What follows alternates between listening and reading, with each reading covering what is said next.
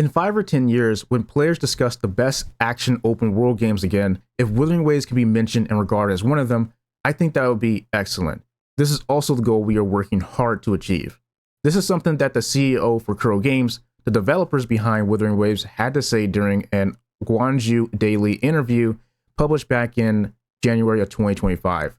Notice that he doesn't mention gacha anywhere in there, further emphasizing the ambition to reach greats beyond. The unfortunate reality is that, although that goal is great, I do believe that given the current direction of Wuthering Waves, it will never be close to achieving this. Back in February, I actually praised the 2.0 update for many of its changes to the open world formula compared to the 1.x patches.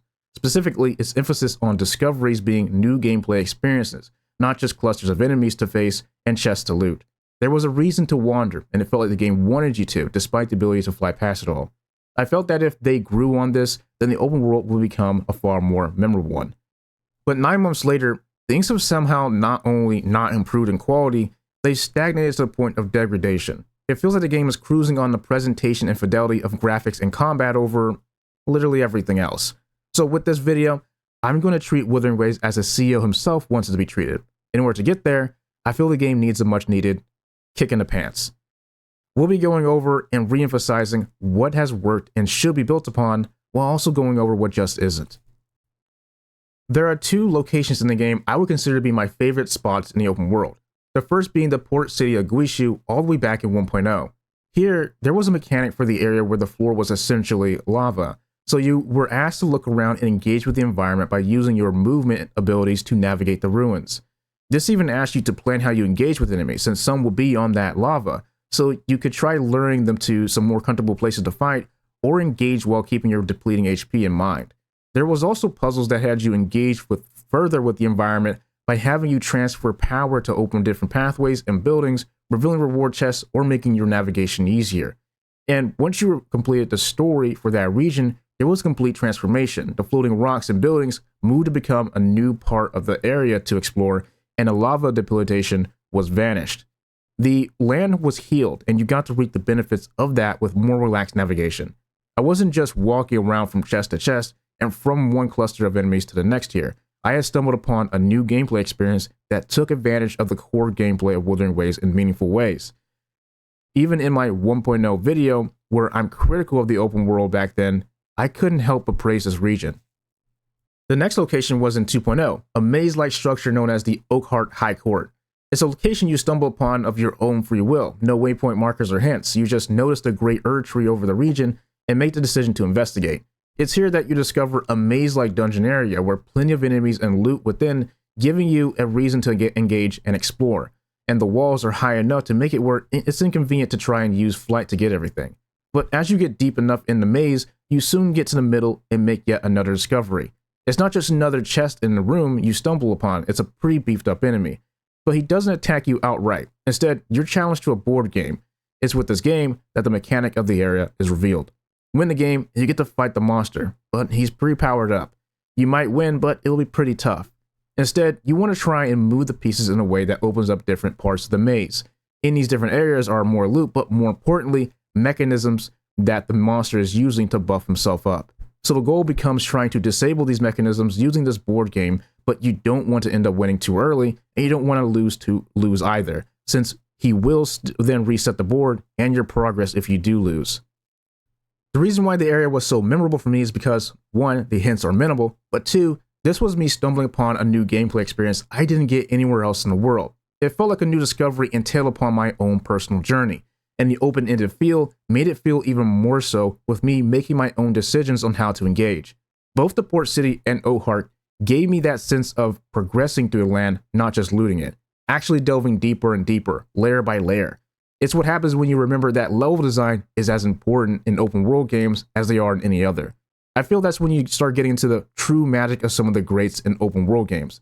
In Elden Ring, for example, when I find a wall I can break through, it may not just be another room with a chest in it. It's actually a new region to explore deep within some dungeon I decide to investigate of my own free will. Patch 2.0 and the core space of Renacida as a region seemed to be the last time anything remotely close to this was done. When we moved to patch 2.1, this was when they released the Reggio Islands and the fishing event alongside it. The aesthetic and theme are perfect for that Assassin's Creed Black Flag type exploration, where you're taking the ship from one island to the next to discover each location's secrets and treasure.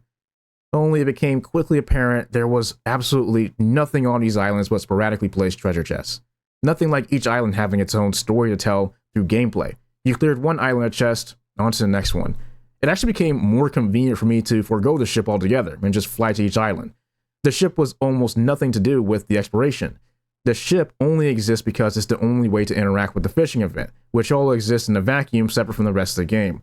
Once you've gone through the mini-game, that's just a copy and paste of the teddy bear beat-em-up mini-game, you go into the menu manager simulation and sell out the fish for currency and resources that have nothing to do with the rest of the game's gameplay loop. It's just to progress the main story of patch 2.1. Admittedly, I built on the story for that patch halfway through out of sheer boredom, but if more is revealed through it, then I wouldn't consider that a good thing. It's not open world exploration if all the discoveries and secrets are behind a linear questline. There's also the Alvarado Vault, but this is pretty much forgettable. This should be a really cool dungeon-like area with twists and turns for you to explore, but it's mostly just the same linear hallways that exist because this is the only part of the map that didn't have a world quest yet. I chalked all this up to being a filler patch. We'll see what happens next time. Patch 2.2 had a couple more regions unlocked. This was more of the same as Reggio Islands. The Barrier Waters region is just an empty map with sporadically placed chests and monsters. The Avenolium region had the potential to be phenomenal as an entire puzzle in and of itself though. During its story, you did a lot of shifting gravity to progress to new areas and solve different puzzles. It was super on rails and handholdy to the point where you could solve these puzzles and progress by just looking at the floor and following the waypoint marker that updated every 5 feet, but I held out hope. I figured the real exploration began after this story and the game let go of your hand. Only those hopes were subsequently crushed. It turned out the story puzzles were actually the most complex this area got. The gravity shift mechanic wasn't a way to solve and progress anymore. It was just how you access the other side of the map after you cleared the first part of it of chests and monsters. I chalked the misplay up to this patch being more story focused, and that story was mostly decent. Maybe next time. In comes patch 2.4. This was the biggest region update since 2.0, and it by all accounts was. When I jumped into the new area and saw that city reaching for the sky, I was fairly excited to have a look. Only after a few hours it became quickly apparent that this was more of the same.